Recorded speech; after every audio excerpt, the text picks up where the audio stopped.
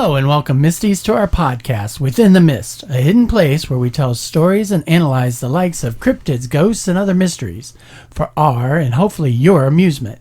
I am your hopping down the bunny trail of a host, Gary, with my wife and co-host, GoldieAnn. Hello, GoldieAnn. Hi, Gary. Isn't it Thanksgiving? Yes, but I did not have this story ready on Easter, so I didn't want to wait until next April to do it. Oh, this should be interesting. Well, to make it even more interesting, hey, GoldieAnn. Oh, God. What did the rabbit give to his girlfriend? I've seen Hop, and he poops jelly beans. So I don't know. Not this time. He gives her a 14-carat ring. Oh, dear God. Okay. I'm just here to help. Okay. All right. Well, we finished up on the creation of our YouTube channel for those that prefer to get their podcast fix that way. Hopefully, we'll be able to start adding other video content to that, such as visit to some of the locations where our episodes take place. You mean real life videos? In the flesh. Wow. I mean, in fact, we have a trip that we're planning for Louisiana, so maybe we'll be able to get some shots of the different ghost tours or voodoo locations of New Orleans. Well, I do have us a nice haunted cemetery tour. All right. So then, everyone, plan on having some different content being added to our YouTube channel. As our podcast continues to grow, we are looking at ways to expand what we provide. We would appreciate any ideas or suggestions our listeners have. Just contact us on the various social media projects or email at withinthemistpodcast@gmail.com. Today's episode does contain violent attacks and murders. What? Some of our... Okay. Yeah. I didn't forewarn you? No. Oh. Well, yeah, I'm going to talk about some violent attacks and murders that some members of our audience might find a bit unsettling, so please be forewarned. We are storytellers who have gathered information on some of our favorite mysteries to bring to you. We don't attempt to scare our listeners on purpose. Well, maybe just a little scared. Listener discretion is always advised. Okay, so my first question coming out of it is, am I still going to want a rabbit when this is done? That remains to be seen. Oh, God. I really couldn't answer that question at this point. You're starting to scare me. Well, if you really want to be scared, let's take a walk within the mist. At the stroke of midnight, you find yourself walking below a bridge. You thought you were alone until you see something in the distance. The darkness had made it difficult to identify, but as it comes closer, you start to distinguish that it appears to be a man dressed in a white rabbit suit. Worse, as the man comes closer, you now notice that there is an axe in his hand. Ooh. Don't expect to survive, as he plans to slash your throat and leave your body dangling from the bridge. Oh, dear God. Today, we discuss the Bunny Man. Why have I never heard of this before? This is going to get you all caught up and educated. Horror. Right. Now, the legend of the Bunny Man was initiated with reports on a website called Castle of Spirits around 1999 by a Timothy C. Forbes, who had claimed to be from that region. It reported that the original tales of the Bunny Man didn't start until 1931, but there had already been numerous murders already connected to the case. Once it started, the internet began to fill in the details on the origin of the Bunny Man. Chapter 1: Escape from the Mental Asylum. Deep within the woods of 1904 that divided the town of Clifton, Virginia from the Fairfax station was a mental asylum not far from the bridge. It was home to approximately 300 of the very worst in murderers and maniacs. The asylum was more prison than hospital, working more to contain those deemed too insane and far too dangerous to be released into society. Guards were armed with guns and barbed wire lined the gates.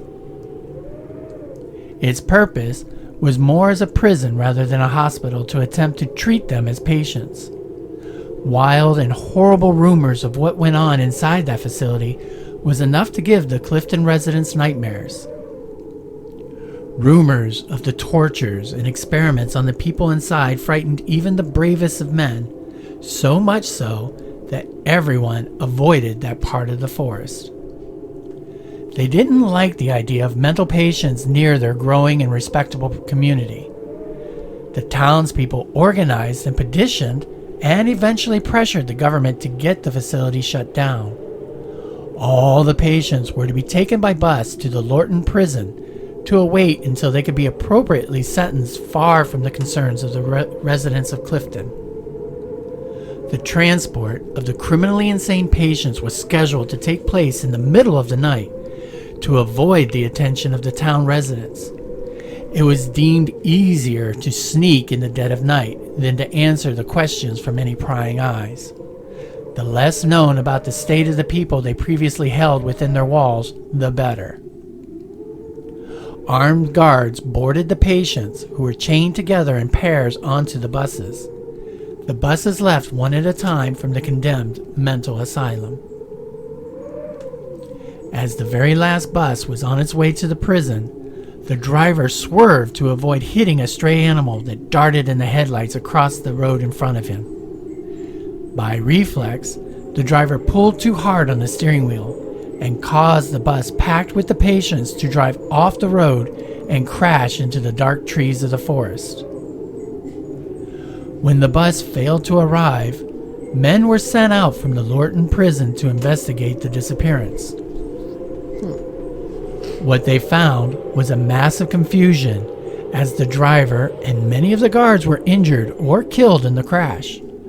Worse yet was that many of the criminally insane convicts took this opportunity to escape. Any one of them represented a dangerous threat to the community.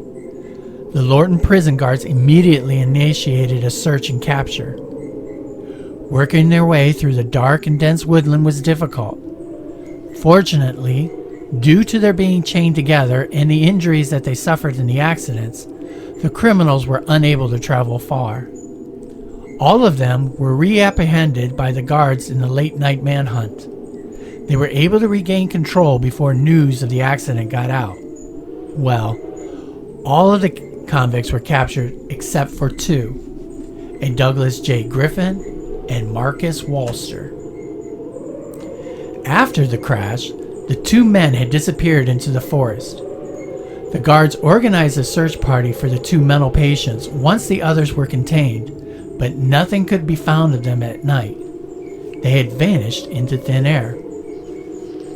However, the next morning, the body of Marcus Walster was found, murdered by Douglas Griffin. In some manner unexplained, Griffin had been able to separate himself from the chains that bound the pair of them together and killed Walster with his bare hands. The attack on Walster was so savage that many of the search party had to leave the scene for fear of being sick at the sight. Weeks had passed, and while the authorities continued to search for him, police found a trail of half-eaten, gutted bunnies. They would be found hanging from tree branches in the forest, swinging back and forth in the autumn wind. The trail of mutilated corpses eventually led them to where many more of the bunnies were hanging. It was the then called Fairfax Station Bridge. Douglas was apparently eating the rabbits to stay alive and using the underpass of the bridge as a shelter. For months, the police searched for Griffin, as they were now referring him as the Bunny Man. The doctors who had been treating Griffin had a theory. He had held on to a rage that was so severe, and that he would have escaped hell-bent on avenging the murders of his wife and child. The two had been murdered in a gruesome fashion nearby on an Easter Sunday. Griffin had been convicted of the horrendous crime, but was deemed insane and committed to the mental asylum instead of prison. His time there only saw his mental state deteriorate further. Now he was free. There were plenty of clues that Griffin was still close to the location, but every effort to apprehend him failed. They doubled their efforts and still had no success. They knew that it was only a matter of time before he moved on from killing rabbits to killing innocent people. However, the days turned to weeks, and the weeks into months, until everyone assumed that Griffin had died from exposure in the woods. The Bunny Man was never found. Then, on a Halloween night in 1905, a group of teenagers were hanging around the one-lane tunnel overpass on Colchester Road. The bridge had a one-lane car road passing underneath and a dual railroad track above it along a gravel road. To the local high schools, it was known as the Bunny Man Bridge, and they were there seeking some cheap Halloween thrills and a chance to scare each other with stories of the maniac that had escaped a mental asylum and lived in the woods, surviving off of eating live rabbits. As the evening got later, many of the teams left there until there was only a small handful left as midnight got closer. At the stroke of midnight, the sounds of the forest vanished. It was so completely dark out that they were unable to see from one end of the shadowy tunnel to the other. The nighttime adventure took on a sinister and eerie turn. None of them wanted to be the first to admit that they were scared. Therefore, they continued into the tunnel, completely blinded. Once they were engulfed in the shadows, they gathered in a circle and began chanting, "Bunny Man, Bunny Man, Bunny Man." Their voices echoed off the walls of the tunnel. There was no response. That was until there was something at the other end of the tunnel. What they did see was some sort of bright light or orb. It could have been the flashlight of another person. It was enough to cause one of the teens to turn and run off down the road towards home. The next morning, the police were called when the teenagers failed to come home by their concerned parents. It did not take long for the authorities to find the missing teenagers. They had all been strung up like the bunnies. Their throats had been cut and their bodies gutted to be left hanging from the Bunny Man Bridge. The missing mental patient, Daniel Griffin, was of course assumed to be the killer. The area returned to quiet until the following year, and every year since then. As the rumor goes, if you are at Bunny Man Bridge at midnight on Halloween night, you'll end up just like those kids and those bunnies. Interesting. So why on Halloween night and not Easter Sunday? It might be because the teenagers felt this was more of a spooky story to tell on Halloween than on Easter. Right. Or it could be because Halloween is supposed to be the time when the veil between the dead and the living is the thinnest. True. So maybe this was the time that the Bunny Man could cross over. Yeah. I wonder if you did on just an Easter Sunday, what would happen? Well, we don't have any stories of Where's him this actually bridge? coming back. It's actually it's just outside of Clifton, Virginia. Let's go. We'll add that to the bucket list. We'll go see. And we do have more information on the Clifton Bridge that I'll go over as we discuss the topic. But what do you think of the story so far? Well, at first I was like, oh wow, that sounds like, Halloween movie, like all 5 of them.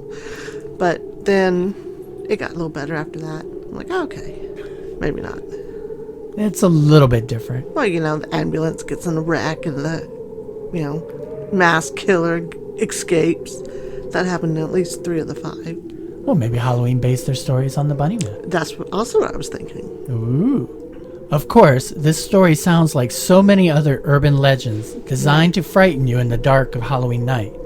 But what if I told you that some of the details surrounding the story of the Bunny Man could be proven to be true?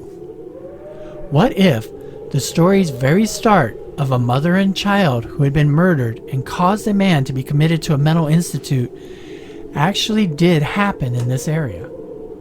Okay. Chapter 2, The Mother and Child. Newspaper articles written for the Evening Star and the Washington Post during 1949 and 1950 provide historical information that makes the legend all too real.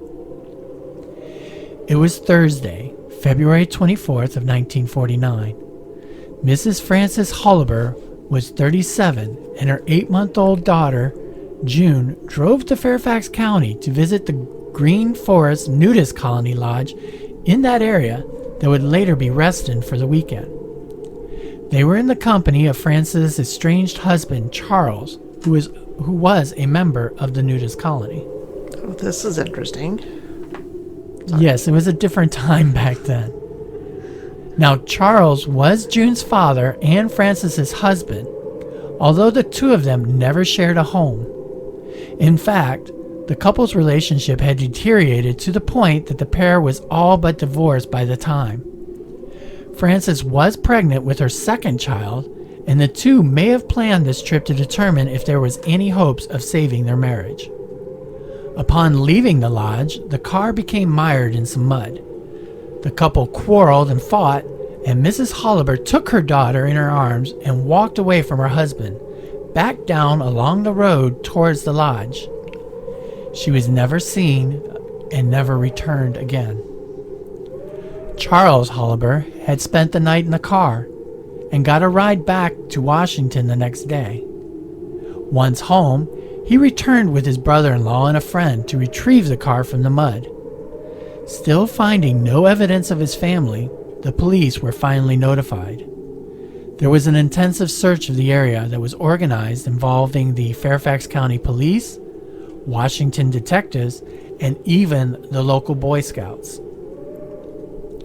About 5 p.m., just as the searchers were about to give up hope for the night, one of the detectives noted that the ground on which they were standing was very soft. Both mother and daughter were found in shallow grave next to the lodge and less than 200 yards from where Charles Holliber's car had been stuck. Frances Holliber had been beaten and then shot once in the head and once in the heart. The baby girl had been buried alive. Oh, holy hell no. Unfortunately, this is facts on this part. Yeah, well, we don't want... Oh, no. Ugh. As a mother, that guts me. Mm-hmm. Ugh. Now, and just like you, the local community was shocked and horrified by the cold, brutal character of the crime, especially when the investigation identified Charles Holliber as the prime suspect. Holliber later confessed to the investigator that he had planned the murder for 3 weeks and had not intended to report the disappearance of his wife, but he had to change his plan when the car got stuck in the mud. The case came to trial on January 16th of 1950. Holliber was dubbed the Laughin' Killer by the media because of his apparent lack of remorse. After hearing 4 days of testimony, the jury returned a verdict of guilty, and Holliber was sentenced to die in the electric chair. However, Holliber's attorney, D. Brooke Howard, filed an appeal alleging that the jury failed to consider the plea of insanity and that the court made errors in its instructions to the jury. The Virginia Supreme Court of Appeals eventually overturned the conviction and ordered a new trial. 4 expert witnesses who had examined Charles identified that, in their opinion, he was insane. Members of his family added to the testimony that he had always been abnormal, and his behavior evidenced insanity. He was committed to the Western State Mental Hospital at Marion, Virginia, where he was judged to be insane. Charles spent the next 18 years in mental hospitals. In 1968, he was released from the Southwestern State Hospital, where he went to live with relatives, and died in 2003 in West Virginia. Although the original legend of the Bunny Man is supposed to take place in 1904, could the true crime of 1949 have been the basis of the insane Charles Holliber being the Bunny Man? Could the faulty memories of people as they tell and retell stories over multiple generations have caused the details become murky, but nonetheless terrifying? No. I would say it's a totally different story. Okay. But this does support that there was a guy who was insane And it was because of his wife of death and child. Right. So this does support that It does support could that, happen. yeah. But, I hate to say it, but that happens a lot. What if the initial murders occurred and Hollister's story became the basis of the legend? Where does the support of a bunny man come from? Exactly. That part of this true story would occur over a few months and began with a pair of lovers sitting in their car. The credit for bringing these details about the bunny man legends to the spotlight goes to librarian and archivist Brian Connolly, who wanted to research and determine the facts from the fiction of the bunny man legend. Chapter 3: Hatchet in the Car.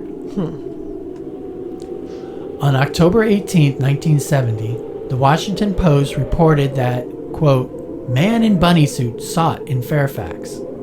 In 1970, an Air Force cadet, Robert Bennett, was in the area to attend the weekend's Air Force-Navy football game and was visiting his uncle. The cadet went parking very late with his fiancée in an empty lot on Guinea Road in Fairfax. Now, regardless of what the two were doing, they were quickly interrupted by the shattering of the passenger side window. Even in the darkness, his appearance was quite startling. He was described by Bennett as a man dressed in a white suit with long bunny ears. The attacker yelled at the couple that they were on private property and that he had their vehicle's tag number. He threatened to have them arrested as trespassers. The bunny-dressed man then cocked his arm back and threw a wood-handled hatchet through the front car window.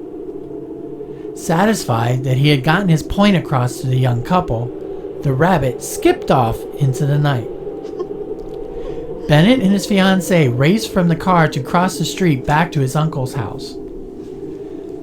They were fearful for their very lives that the maniac would return to continue his axe-wielding attacks. Luckily, neither of them were hurt.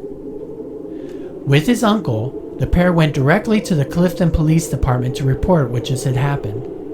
They didn't get a very good look at the person, but they did have one piece of physical evidence to give to the officers: the hatchet that had been thrown through the window.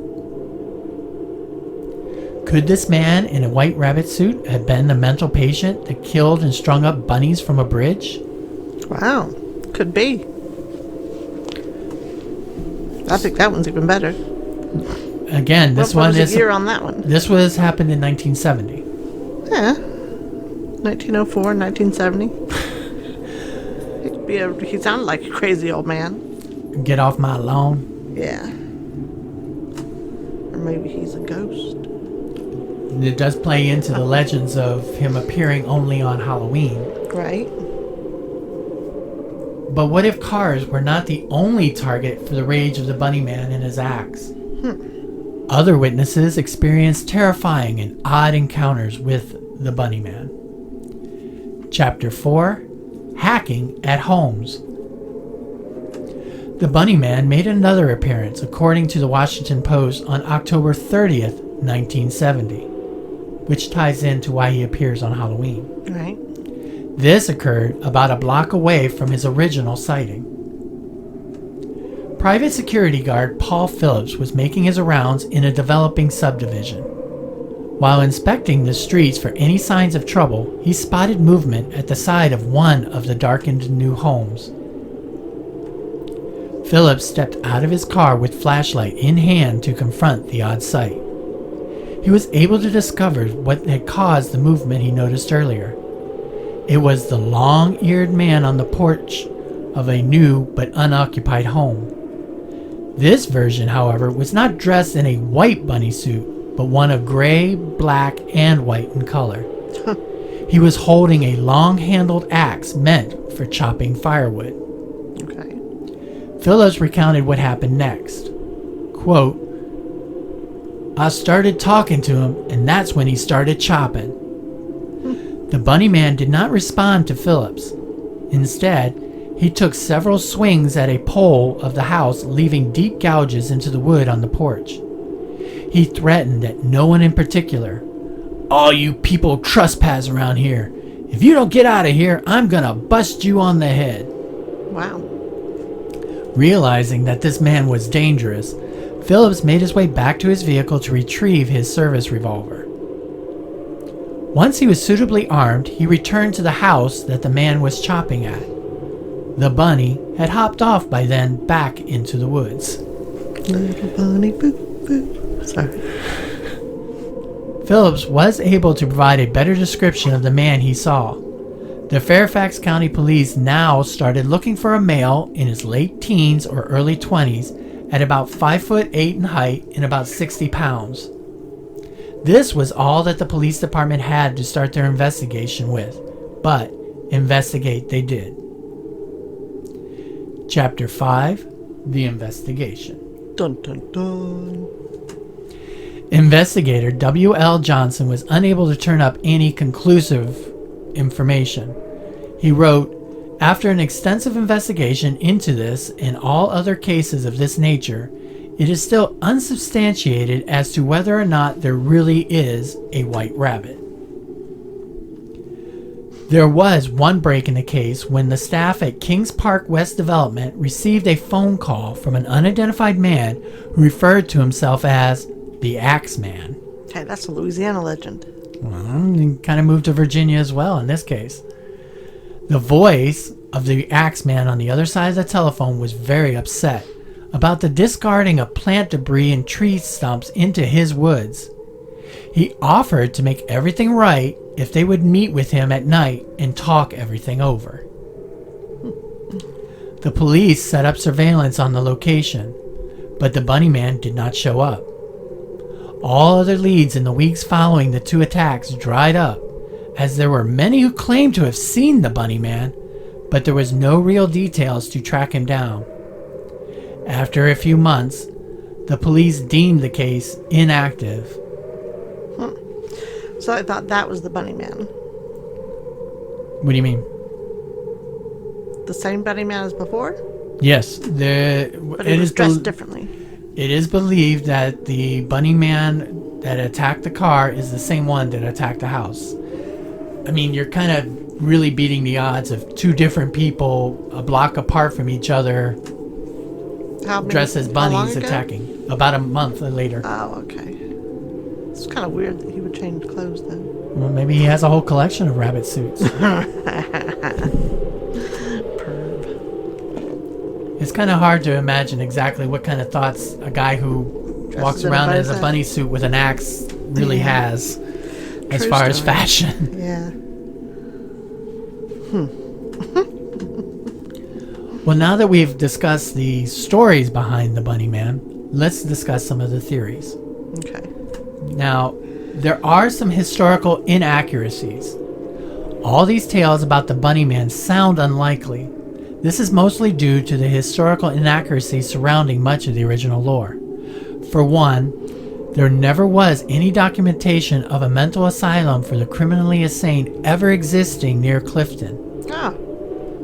Well, And- dang. Now, it could be that paperwork was lost or there was a hidden asylum, but that seems very unlikely, even for 1904. Another fact, the Lorton prison did exist, but it didn't open until 1916. Oh. So over 10 years after the story supposedly took place. Well, yeah, then we go back to the whole...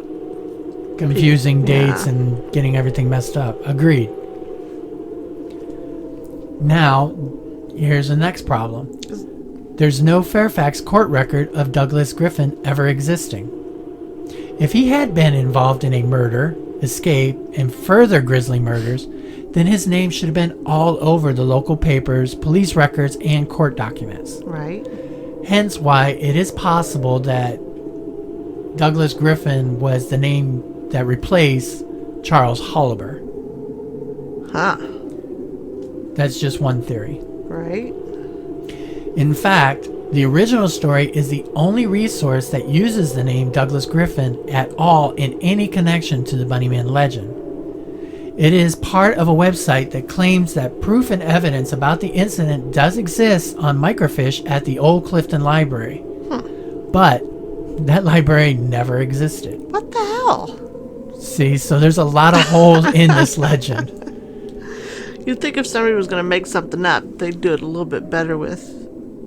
So that just sounds weird. It does sound very weird. Sounds like a lot of cover-up. So you're going to go with the conspiracy theory? Oh, of course. That's what makes our podcast interesting. Or that's what makes people turn it off. So she goes again with that conspiracy theory. She's crazy. All right. Well, now let's talk about the next theory. If you take the historical inaccuracies out of it, there are some parts of the stories that do support theories. Okay. The bunny man could be related to an actual elderly man who is described as a curmudgeon, who owned the property that the couple was supposedly trespassing on. There are police records of the area that do exist of multiple complaints by an elderly man for what he considered trespassing on his land in the forest. Although the man had died a year or two earlier than the hatchet incident, maybe there was a younger family member that took up his cause. Yeah. It is possible that he was mentally challenged and that his grandfather was looking after him before his death. When he died, the younger man may have began his own crusade against trespassers. But being mentally incapable, he did it not armed with a telephone, but with an axe. And a bunny suit. Could this be an attempt to keep people away from a cursed portion of the forest? One that drove the man in the bunny suit insane? Wow. I really don't know what to say to that, but that was a cool story. Cool story, bro. Cool story. That was just a really good story. This part always makes me think of that meme of the old guy, get off my lawn. Right. And then maybe when he died, the crazy grandson didn't have someone to stop him, so now he's running loose in a bunny suit with an axe. That's terrifying. Pretty much everything about this story is terrifying. You're right. I don't know if I want a rabbit anymore. Now let's talk about urban legends. Oh, dear. In 1973, University of Maryland student Patricia Johnson had submitted a paper titled The Bunny Man. Oh, awesome. For a class that she was in called Introduction to Folklore. She had interviewed 33 students ages 15 to 18 directly about the Bunny Man.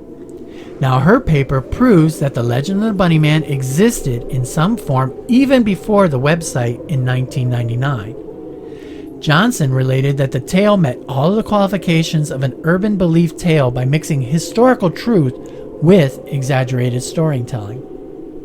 In fact, a rough tally of her finds revealed the following. There was 14 different geographical locations mentioned, so this story took place in 14 different places according to the teen she talked to. Okay. 18 versions involved the bunny man chasing or frightening people, usually children, with a hatchet or an axe. Okay. 14 stories tell of attacks on cars.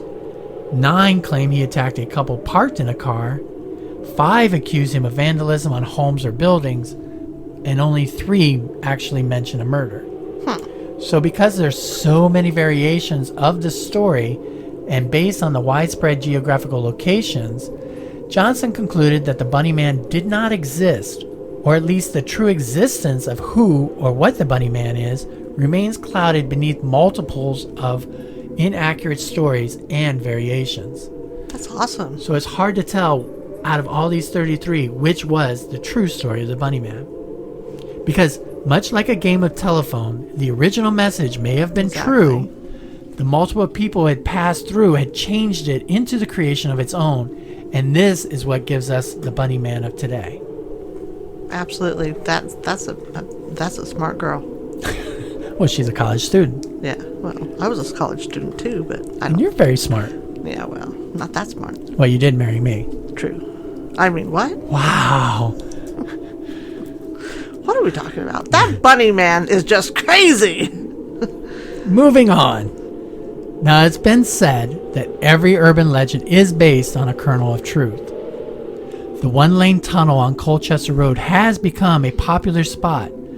Police actually have to stake it out every Halloween night, chasing off trespassers searching for a scare. Regardless of how much a person may believe in the legend of the Bunny Man, There's always a moment when everything is at its darkest, and there is a moment of doubt that will pop up. Oh, of course. Perhaps the violence of Holliber's murder of his wife and children is connected to the mentally challenged man dressed in a bunny suit. Could the negative energy in that area spawn a spectral being that seeks out victims beneath the Bunnyman Bridge? That's awesome. So do you think that a Bunnyman could I love exist? This story. I think it's a really good Halloween story. I mean, it kind of takes me back to the whole Bloody Mary. It does fit along that same kind of a something vibe you want as to go Bloody out and Mary. you want to try, but then you're kind of afraid to try it because what if it's true? What if something happens?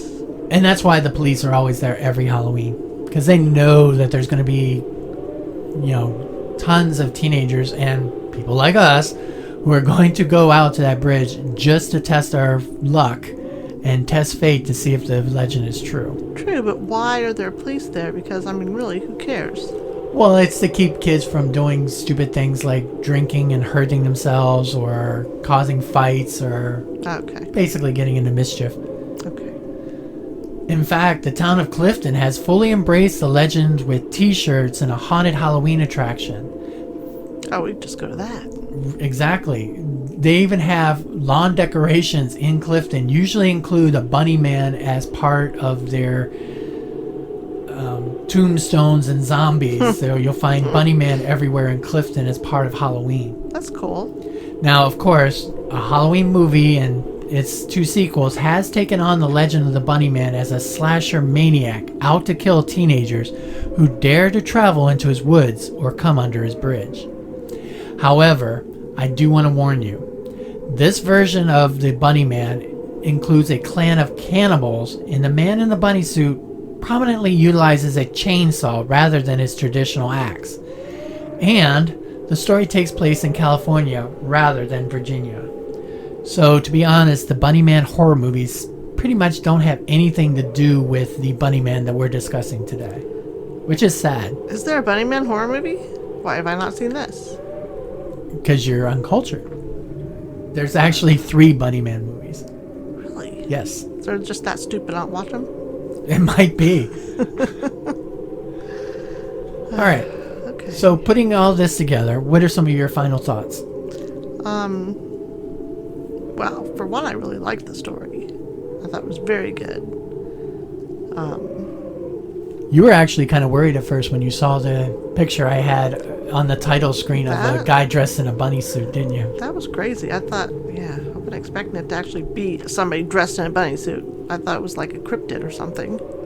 No, this is actually either a ghost or an insane psychopath that wanders the woods around Clifton, Virginia. I'm going with insane psychopath. If so, is he the psychopath from 1904, the psycho from 1950, the psycho from 1970? There's a lot of copycats. This is possible too. For me, this is the combination of urban legends with facts that makes the legend of Bunny Man so interesting. Every area tells stories of the man with the hook that attacks people on Lover's Lane. And of course, that was a lot of that too. Well, and this actually happened. I mean, this was actually reported to the police. And it's just how much of a gray area between the legend and the facts in the newspaper is what makes it so believable and so terrifying. Right. Well, being sure to hop out from under this bridge, I suppose this is a good time to make our way out of the mist and bring this episode to a close.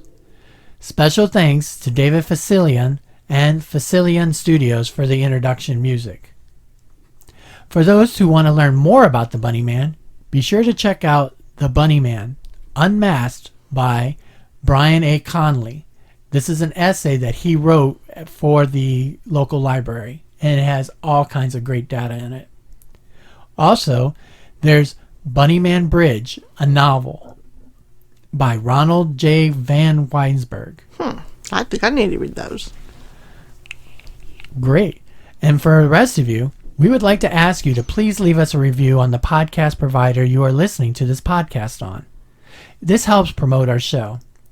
We are also on social media and would love to hear your stories and opinions about the encounters with ghosts or bunny men of your own. I hope they don't have any actual bunny men stories. I kind of hope they do. Oh. I'd like to long as hear they their survived. versions.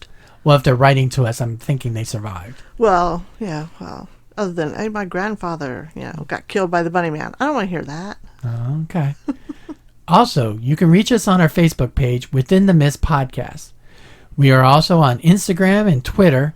Plus, we have an email at withinthemistpodcast@gmail.com for any of you who would like to share. We love stories and hearing about your own personal experiences. We hope you enjoyed our stories about the Bunny Man, and we'll come again for another episode.